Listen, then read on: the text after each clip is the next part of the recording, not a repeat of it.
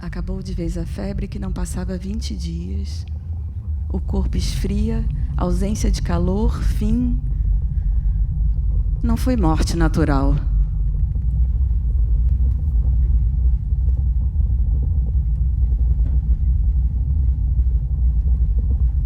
Uma mulher negra aguenta tudo, até o dia em que não consegue mais subir escadas.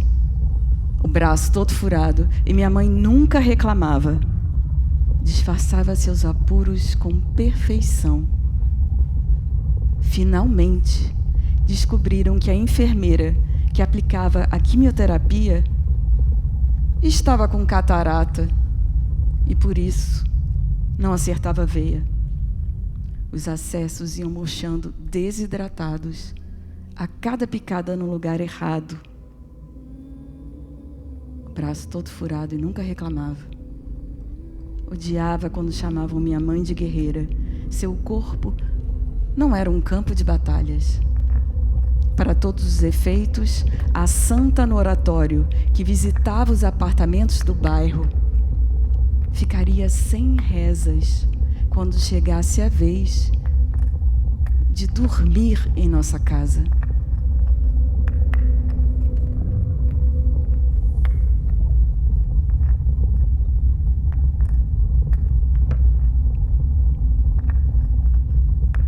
Depois de 3 anos, não sobraria mais corpo. A água seria absorvida pelo ambiente e os vermes comeriam a carne apodrecida. O que restasse seria transferido para uma caixa ainda menor, onde jazeria para sempre, seja lá o que jazer significa. Uma caveira arrumada numa caixa. Mortos são corpos do mundo, que não são mais corpos de ninguém. Um corpo separado da sua memória não é mais uma pessoa. Não adianta colocar uma placa para dizer quem foi. Mandar fazer uma lápide com foto, também não. Eu faço do meu corpo um altar. Nele, um morto pode dançar. Não estou mais viva. Agora, só posso protegê-la em pensamento.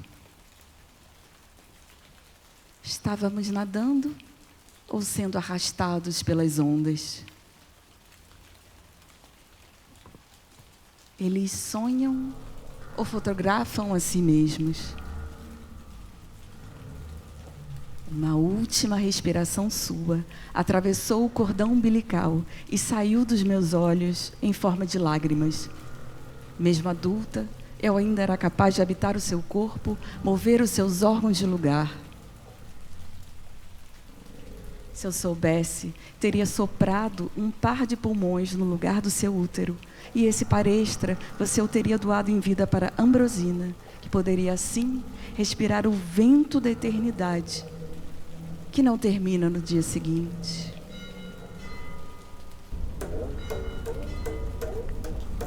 Dá licença. Inverter a lógica dos embriões. A filha que vira uma ancestral da mãe. Memória e veículo. Dá licença. A água é uma máquina do tempo.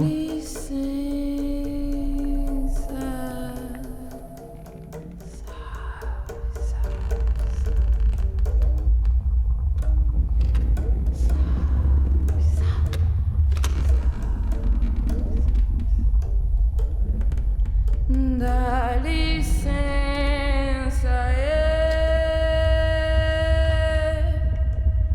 dá licença,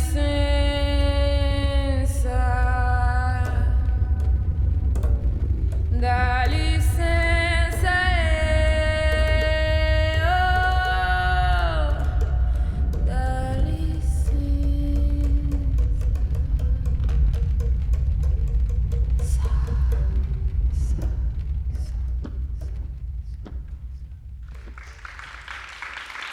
Muito obrigada.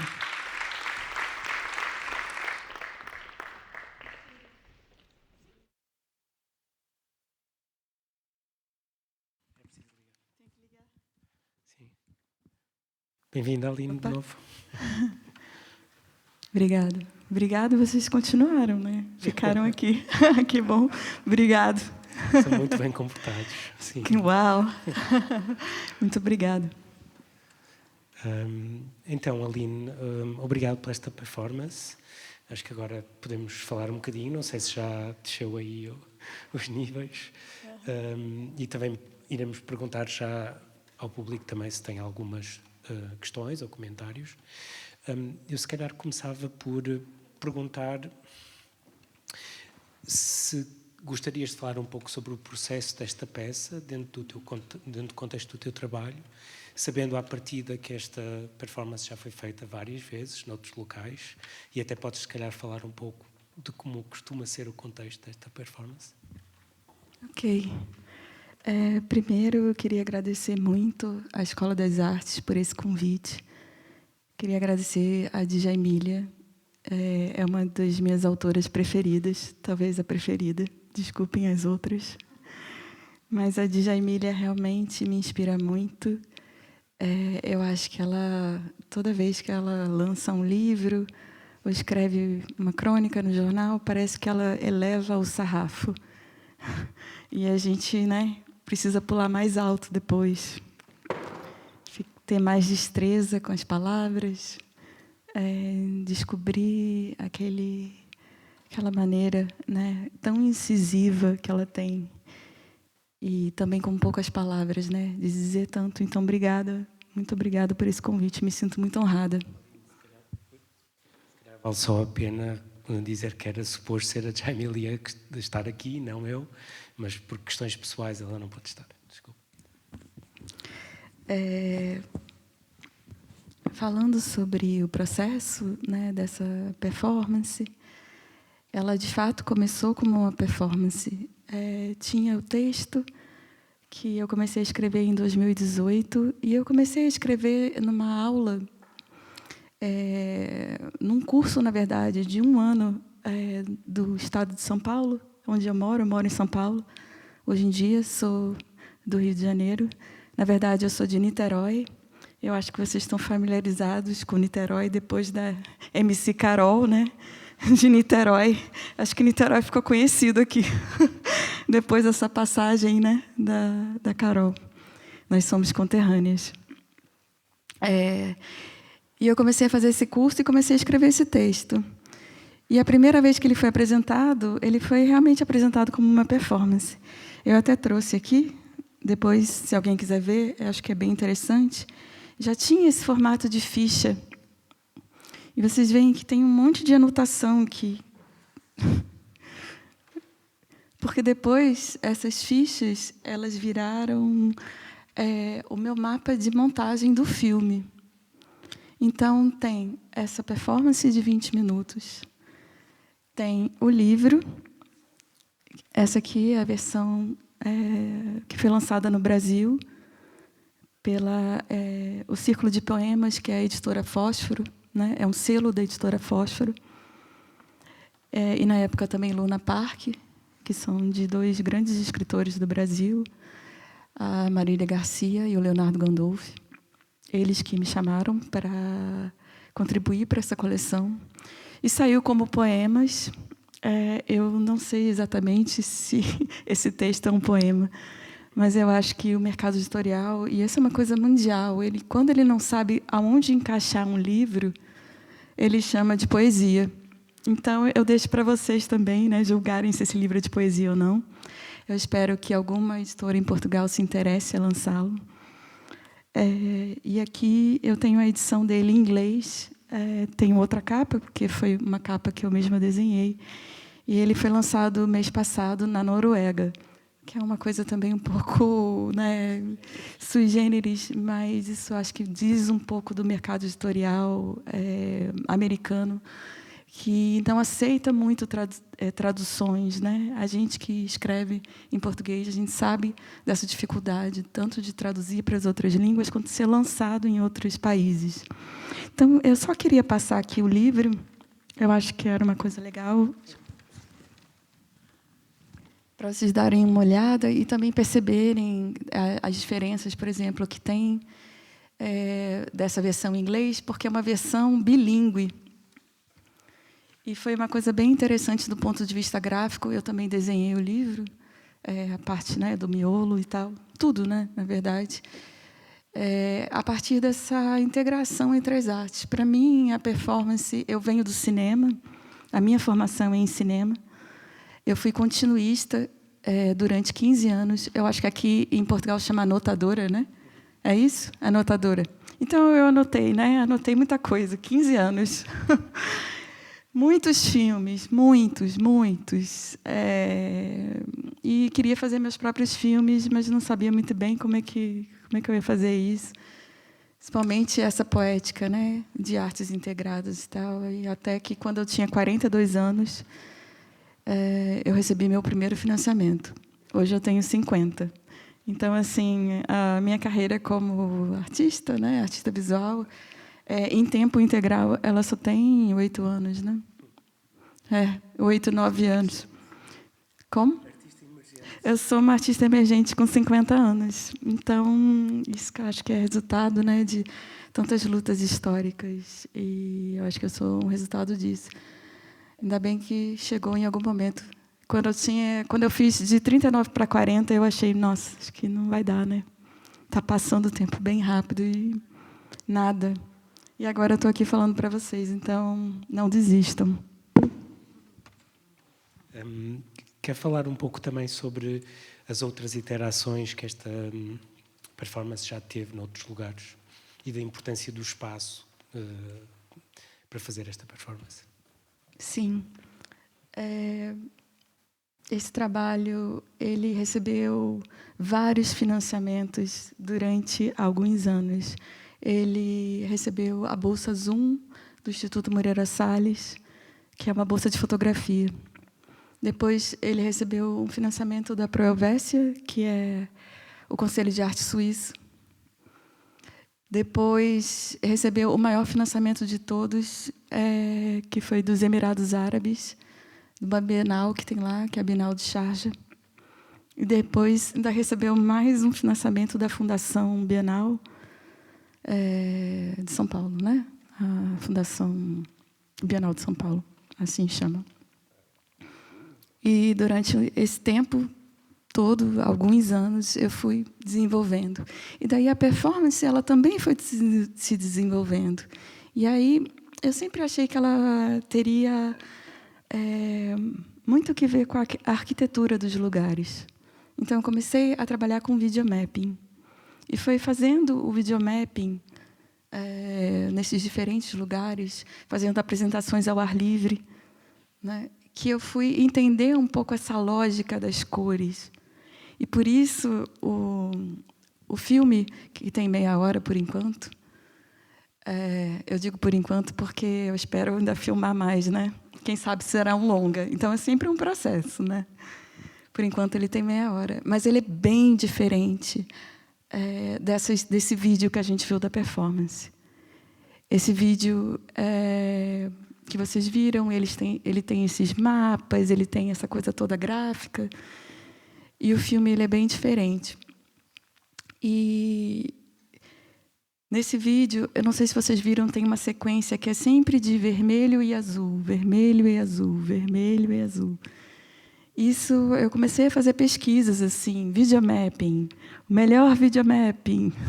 E aí sempre usavam as cores, né, do RGB, porque vocês veem como elas vibram, né? Eu só não coloquei o verde, porque o verde não tem a ver com essa palheta, né? Mas é sempre essa sequência de vermelho e azul. E, com isso, eu fui aprendendo essa linguagem, né? Então, tudo é um processo. E é muito interessante como essas imagens elas se encaixam em tantos contextos, né? Ela se encaixou aqui como uma apresentação, uma espécie de palco e tal. Estou até nesse estrado aqui também, que é a primeira vez que eu preciso, né, subir num lugar, assim, ficar mais alto que o público. Mas, por conta, né, da altura da tela, foi a escolha que a gente fez. Mas já teve em várias fachadas. Inclusive, lá nos Emirados, a gente fez num prédio histórico. Já teve em algumas cidades históricas no Brasil, recentemente em Paraty, por exemplo. Então, isso cria uma fricção com a arquitetura assim, que tem muito a ver, né? E a gente conversava antes sobre essas imagens do Rio de Janeiro, que são imagens muito específicas, né? Eu acho que o meu trabalho ele vai nessa direção, de coisas específicas. Eu sentia muita falta disso, né? Todas as fotos são pessoas da minha família, todos os documentos têm a ver com fatos relacionados à minha família, não são imagens aleatórias, né? Não são imagens gerais. Então, quando a gente tem aquela sequência, né, que passa uma rua específica do Rio de Janeiro, que é ali a Rua Evaristo da Veiga, é a antiga Rua dos Barbonas. Quem leu o conto de Machado de Assis, Pai contra Mãe, ouviu falar nessa rua. Eu recomendo a todos. É um conto emblemático do Machado de Assis, muito fácil de encontrar. É só colocar Pai contra Mãe, que vai aparecer o texto completo. Ele está em domínio público. E, além de algumas frases do texto serem desse conto, foi uma coincidência muito grande, né, que a minha tataravó, Ambrosina, tenha morrido nessa rua. Então, por isso que o texto ele faz essa ligação, né, com o século XIX. E faz muita ligação, eu acho, com Portugal também, né? Eu acho difícil ver essas imagens e não se lembrar aqui do Porto, não se lembrar, né, de toda essa água que tem aqui em volta, né? Uma cidade que chama Porto. Então, as nossas histórias estão ligadas, muitas vezes violentamente, mas é preciso falar sobre isso. E a minha maneira é essa, com o livro, com a performance. Até essa conversa aqui também faz parte da prática. Há um pequeno elemento em toda esta performance que é muito pequenino, mas gostava que falasse um pouco dele, que tem a ver com o vestido que usou, não é? Que foi bastante específico. Quer falar porquê usou? Esse vestido, assim como todos os objetos de cena, todos os figurinos do filme, né? Eu desenhei, eu adoro fazer isso. Eu acho que também, por vir também do cinema, e o cinema também ser artes integradas, né? Ter todas as artes. Me deu muito gosto desenhar esse vestido. Esse vestido ele faz uma referência ao Carnaval do Rio de Janeiro, que também faz referência ao Carnaval de Veneza. Então, ele tem esses losangos, a parte de cima tem esses losangos, se referindo ao Arlequim, à roupa do Arlequim, por isso esses losangos transparentes, e essa saia. E sempre foi pensado que esses vestidos e esses figurinos fossem telas, né? Aqui chama ecrãs, que eles fossem superfícies de projeção. Então, projeção, que é a projeção mesmo, como essa aqui que a gente está vendo, mas uma projeção também psicanalítica desses personagens, que são essas mulheres da minha família. Então, eu falo sobre a minha mãe, especificamente, né? Ela faleceu em 2011, e eu acho que, por já ter alguns anos, eu consigo falar sobre isso. E depois, antes, né, faz um salto para Ambrosina. No filme, conta um pouco mais sobre a Ambrosina. Ela nasceu na Bahia, imagino, né, no final do século XIX. E, como muitos baianos dessa época imigraram para o Rio de Janeiro. Então, por isso, tem toda essa mística, né, das tias baianas do Rio de Janeiro que criaram o samba, se o samba veio da Bahia, se o samba é baiano e o samba é carioca. Então, é toda essa confluência desses baianos que eu tenho na minha própria família e a emergência, né, desse samba urbano, o que se conhece hoje como esse samba urbano, que eu tenho um lastro histórico na minha própria família, uma coisa bem interessante. E acho que era isso. E tem um conceito também bem interessante da Leda Maria Martins, que ela chama de corpo-tela. E eu acho que é exatamente isso que essa performance faz, né? O corpo também, ele performa-se como superfície de projeção, como tela, né? Como ecrã. Passo agora, então, ao público. Não sei se alguém quer comentar ou fazer alguma questão.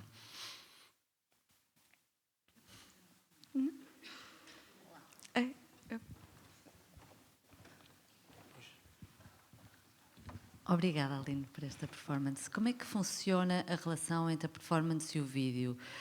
Tu crias primeiro o vídeo e depois a performance é uma resposta? Ou como é que estes vários momentos desta grande série que tens vindo a trabalhar se alimentam uns aos outros? É bem interessante essa pergunta, porque o vídeo, depois de várias apresentações, agora a gente já está em 2025. A primeira foi em outubro de 2021. E essa apresentação, por exemplo, de outubro de 2021, era a pandemia ainda. Então, ela não teve público, ela só foi filmada.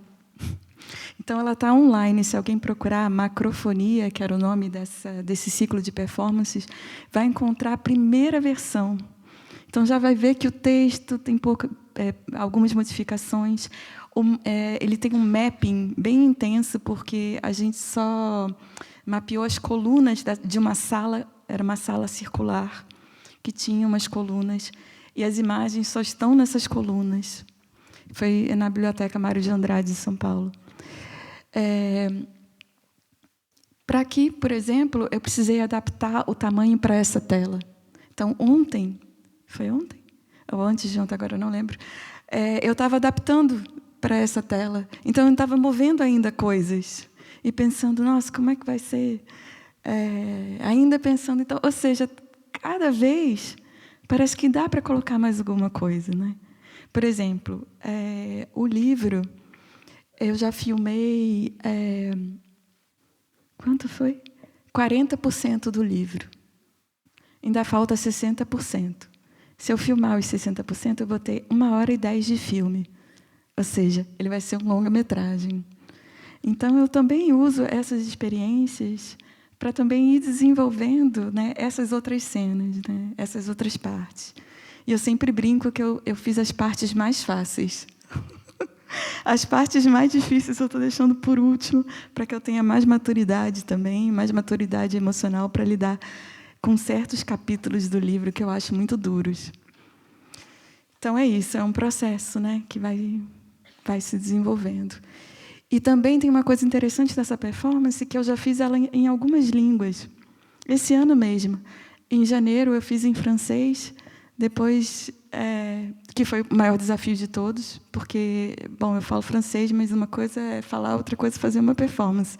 E são palavras também, eu acho que não sei se perceberam, mas, pelo menos para nós no Brasil, algumas palavras são do século XIX. Então, eu não tenho um vocabulário também corrente, a parte, né, que é mais antiga. Então, foi o meu maior desafio de todos. Depois, em fevereiro, eu fiz em inglês, na África do Sul. Fiz agora em português para vocês. E mês que vem vai ser em Barcelona, em espanhol. Então, já tem essa coisa da tradução, né? Que é acho que é um termo que também é muito importante para esse trabalho. É sempre esse transporte. Seja ele um transporte das outras línguas, seja um transporte do próprio público, ou um transporte da arquitetura, e um transporte do arquivo. O arquivo é sempre uma intervenção nele. Nunca é ele mesmo, é o documento, né? Até o que parece uma ficha está cheio de anotação e coisas que eu mudei ao longo do tempo. Então, ele vai estar sempre nesse infinito, nesse círculo, sabe? E cada vez que dá essa volta no círculo, alguma coisa é adicionada.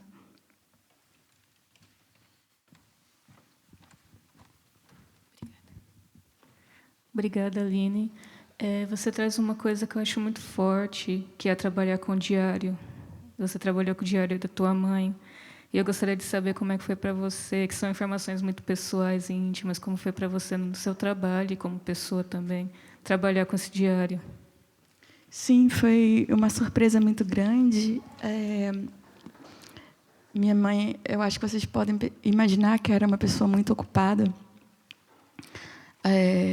Ali nos anos 70, eu nasci em 74, a gente vivia uma ditadura no Brasil, e dá para ver, inclusive, né, nas imagens, uma cartela que aparecia na frente de todos os programas de televisão, né, uma cartela de censura, dizendo qual horário, se era livre, que horas que poderia passar.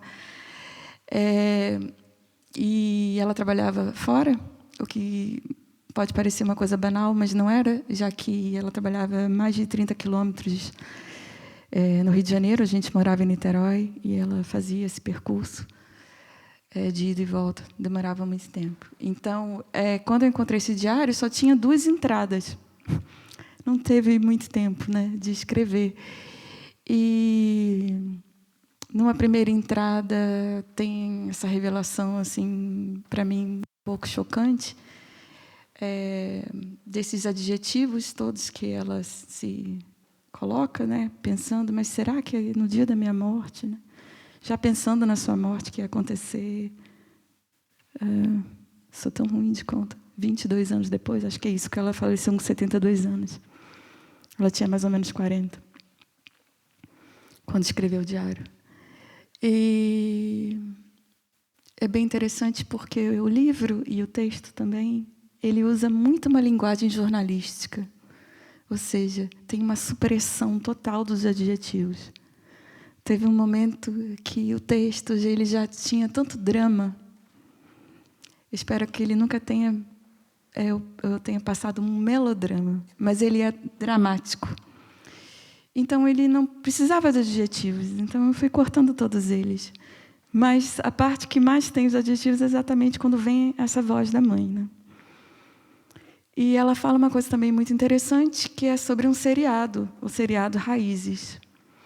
E é impressionante, por exemplo, quando eu fiz em Buenos Aires, muitas pessoas também comentaram que o seriado Raízes foi muito importante e que as pessoas comentavam muito, e é um seriado sobre origens. E ela diz, é um assunto que me interessa muito.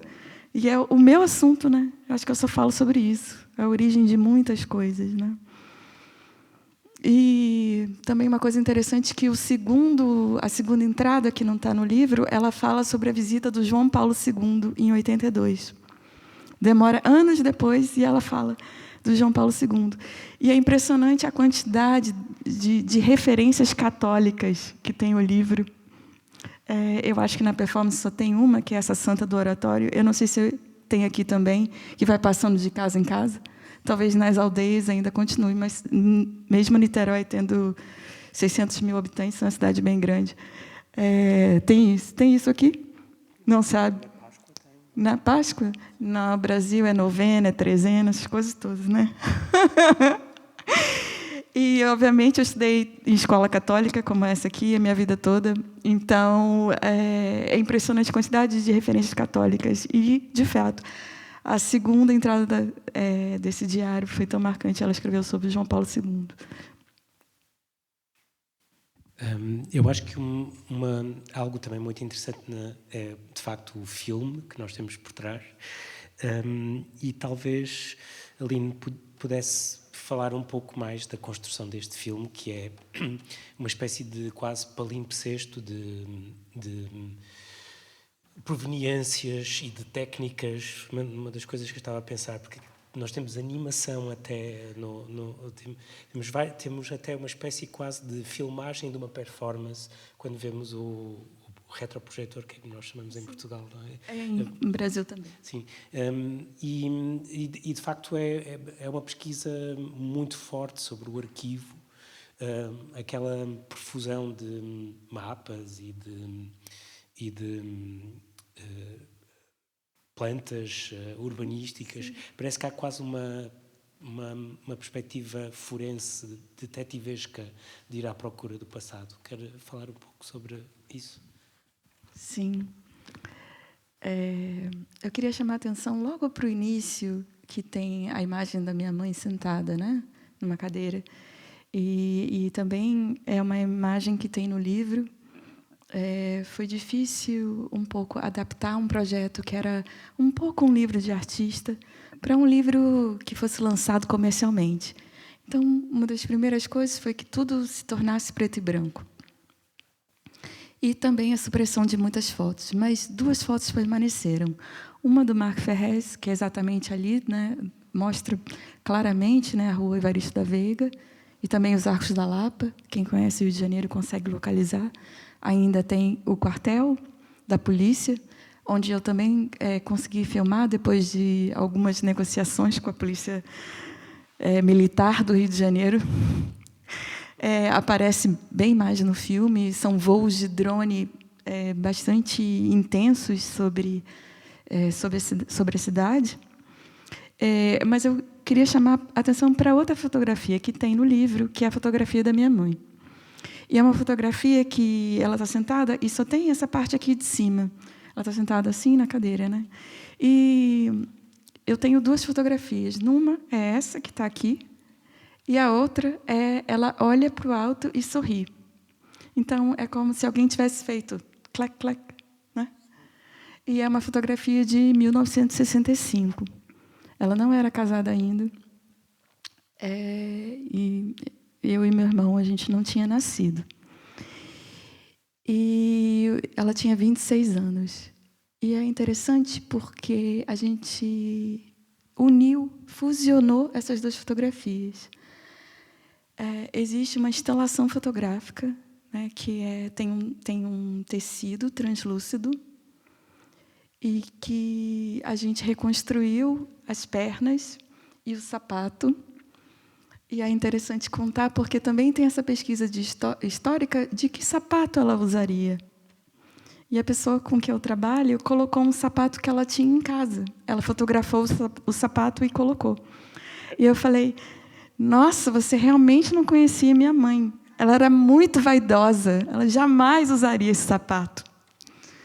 E daí a gente desenhou um sapato com um lacinho, coisas, né, bem de uma pessoa muito vaidosa como era minha mãe. Então tem essa pesquisa também, né? E como eu estava dizendo para vocês, por exemplo, na sala, né, da Bienal de São Paulo, que foi em 2023, tinha o filme, que é essa meia hora, passando em loop, mas também tinha essa instalação, que era como se ela estivesse sentada ali. E são movimentos muito sutis. Eu não queria que fosse inteligência artificial, sabe? Que agora as pessoas sorriem, falam, reconstroem a voz, né? Nossa, isso ia ser demasiado, né? Já é um sufoco, né? Tudo isso, imagina, né? A pessoa sai andando. E, então, não. Então, ela está ali sentada. E ela começa a mexer os dedos, começa levemente uma respiração. Depois, ela olha para o alto e sorri. E eu achava interessante que, toda vez que os equipamentos eram ligados, todos os dias da Bienal, a minha mãe fazia 26 anos de novo. E todo ano era 1965. E todo ano, e todo ano. E é um loop, né? E ela está ali como uma espectadora e também recebendo as pessoas, né? Então, tem esse sentido também de máquina do tempo. E, por isso, tem sempre esse retorno. E sempre essa volta no tempo, né? Mas aí, quantos anos ela tem? Ela já se casou? Não, ela casou em 68. Meu irmão nasceu em 70, eu em 74. Bom. Que ano é que a gente está agora? Não sei, até me perdi um pouco, né? Então, é isso que a máquina do tempo faz, né? Esse loop, né?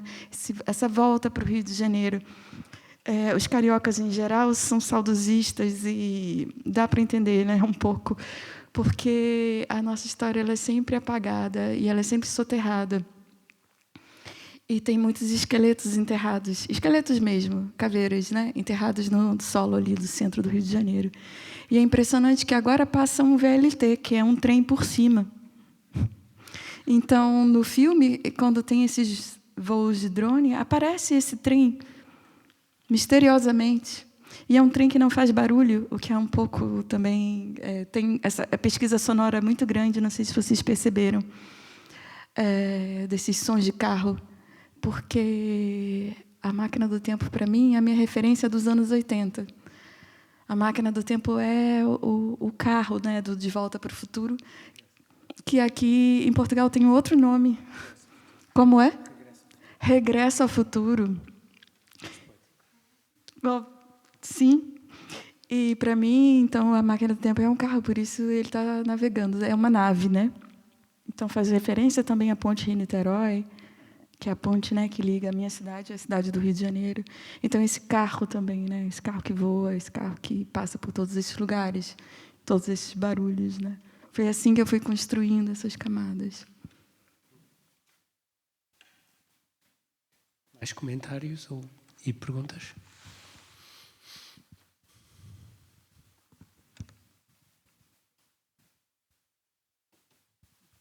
Estou na máquina do tempo. Você quer falar um pouco mais dessa construção da trilha sonora? Se calhar Sim. foi bastante potente para quem estava ali na audiência ouvir a Pois sua é. voz com a imagem. E eu acho que a gente deu um ganho aí no grave, né? Até para mim pegou um pouco, porque é impressionante que vários lugares são equipamentos de som diferentes, são acústicas diferentes. Aqui eu me ouço muito bem. É bem impressionante, né? Como essa sala é bem seca. Isso dá todo um outro caráter na hora mesmo da leitura, né? Que eu preciso equalizar a minha voz, e por isso às vezes ela é mais alta, às vezes ela é mais baixa. Tem alguns tons, né? Mas a trilha, eu comecei muito tímida com essa coisa das trilhas. Antes eu tinha uma ajuda muito importante, que era a pessoa com quem eu era casada na época, que era músico. Então, os 2 primeiros filmes a gente fez em conjunto. E depois, só que aconteceu que a gente separou e eu falei, e agora? Vou ter que pagar essa pessoa. Mas eu não tenho dinheiro. Então, acho que eu vou ter que fazer. E eu já tinha essa pesquisa musical, né? Era uma coisa que vem da minha própria família. Minha mãe cantava muito bem. Tinha uma voz assim, cantava muito. Meus tios tocam muitos instrumentos, é uma família muito musical. Então, eu já tinha esse ouvido. E aí, comecei a ganhar confiança. Então, a partir do 3º filme, eu comecei a fazer essas colagens. A gente ouviu aqui uma referência a Chiquinha Gonzaga. Chiquinha Gonzaga né, do Rio de Janeiro, a primeira compositora que se tem notícia. Compôs todo tipo de óperas, inclusive, todo tipo de instrumentação, os famosos machiches daquela época, sambas, polcas, tudo. E a gente tem o Abre Alas. No filme a gente tem o Lua Branca, que também é muito conhecido, um tema muito conhecido da Chiquinha. Tem os músicos, tem um músico muito importante, que foi o Espírito Santo. Ele tem 70 anos e ele constrói os próprios instrumentos a partir de referências do século XIX. Então, mesmo assim, Imbira, que no Ocidente é conhecido como calimba, que não é o nome apropriado para esse instrumento, mas, enfim, é apenas a referência, né? A Imbira, ele próprio construiu, e vários outros, né? No filme dá para ouvir mais essa sequência de instrumentação bem... Você não consegue distinguir que instrumento é, porque foi ele mesmo que construiu a partir dessas gravuras dos viajantes estrangeiros que vinham ao Brasil e faziam, né, esses desenhos, essas gravuras, e chamavam de Brasil pitoresco, todas essas coisas, né? Então, tem um gesto muito político em ter o Espírito Santo gravando essa trilha. E tem a Jéssica Gaspar, que é uma cantora muito jovem e muito maravilhosa, que canta os temas. Inclusive, esse tema final é dela própria. Esse Dá Licença. E por que o Dá Licença? Eu pedi que ela improvisasse, como sempre, né, quando estou com cantores assim, e eu sempre tenho os meus preferidos, e sempre gravo com os mesmos. Se vocês acompanharem os trabalhos, inclusive um que vai estar pronto semana que vem, são os mesmos cantores. A gente vai, toda uma relação que você vai construindo de confiança, né? E eu pedi que ela cantasse, ela cantou esse Dá Licença. E ela disse que quando ela mora em Diamantina, que é uma cidade histórica em Minas Gerais, e quando ela entra no mato, que o mato para nós é a floresta sagrada, né? A floresta do Congo, nossa floresta sagrada, quando ela entra, ela pede licença. Por isso, se dá licença. É ela pedindo licença. E no filme entra no meio e aqui entra no final. Então, também tem esse trânsito. A própria trilha vai fazendo um trânsito, né, dentro do caminho. Última oportunidade.